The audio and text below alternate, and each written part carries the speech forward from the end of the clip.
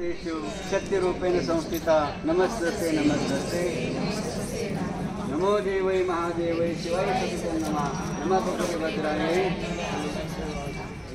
बाबांना अतिशय आनंद वाटला की स्वामी समर्थ केंद्रामध्ये सर्व माता बहिणीला श्रद्धेने या ठिकाणी आपलं श्री जन्माचं सार्थक व्हावं. कारण तुकारामाला त्या म्हणतात, तुका म्हणे आईच्या बाया जन्म येऊन गेल्या बाया आणि कोणत्या बाया तुम्ही सोडून आणि म्हणून बाबांना असा आनंद वाटला की आपण श्री जन्म सार्थक होण्यासाठी त्या स्वामी समर्थ येऊन आपण वेळ देऊन जे श्री जन्मासाठी आवश्यक कर्म आहेत त्याप्रकारे कर्म करून आपण स्त्रियांचा उद्धार करून घेतात. डाळी बाजूला अभिनंदन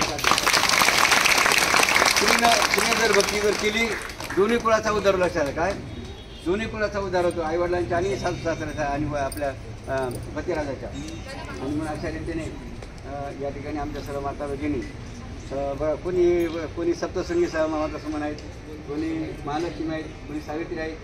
जशी सती अनुसायकिनी काय बघा सामर्थ्य सती अनुसायच होतं की नाही. देव परीक्षा घेण्यासाठी आले कोणाची सती अनुसायाची.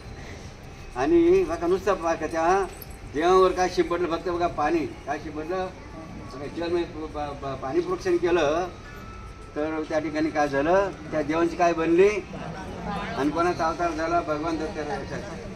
म्हणजे तुकाराम महाराजांनी सांगितलं, तुका म्हणे पतिव्रता तिची देवर सतरा केला. काय सामर्थ्य बघा स्त्रियामध्ये असतं. असं संत तुकाराम महाराजांनी सांगितलं, स्वामी समर्थांनी सांगितले. पण आपली शक्ती नारी नाबंद नारी नारी मग तो नारी रतंगी कान जिस राणीपेशी जन्म राम लक्ष्मण. म्हणून पुण्याच्या टाळी वाजून या ठिकाणी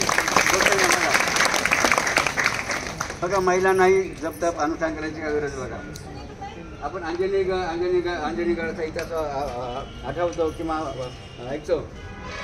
अंजनीगडावर अंजनी माता किती वर्ष 1000 वर्ष काय 1000 वर्ष तपश्चर्या बसल्या होत्या लक्षात घ्या. आणि तपश्चर्या बसल्यानंतर काय बघा त्या ठिकाणी भगवंताची लीला. यज्ञ कुठे झाला अयोध्याला आहे की. दशरथ राजाने पुत्रकापणी यज्ञ केला होता आणि तो यज्ञात प्रसाद 3 राणी मिळाला होता, सुमित्रा कौशल्य आणि कैकेयी. आणि म्हणतात पिंड घारीने झडपला. कैकेयीच्या हाताचा बघा तो पिंड होता प्रसाद यज्ञाचा तो घारीने उचलला आणि ती घार कुठे आली बघा महाराष्ट्रामध्ये आली.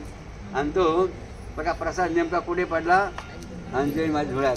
आणि म्हणलं आता अंजनीच्या तपासाठी महारुद्र असं बघा सामर्थ्य यामध्ये आहेत. म्हणून बाबांना असे म्हणलं एकाच वेळी एवढं दिवीचं दर्शन बाबांना झालं. बाबा धन्य असं भाग्यवान समजतात.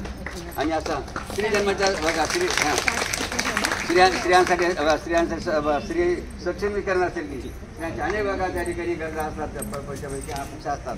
विषय बघा भविष्यामध्ये भगवंत तुमच्या अपेक्षा या ठिकाणी पूर्ण केल्याशिवाय राहणार नाही. हे माताजी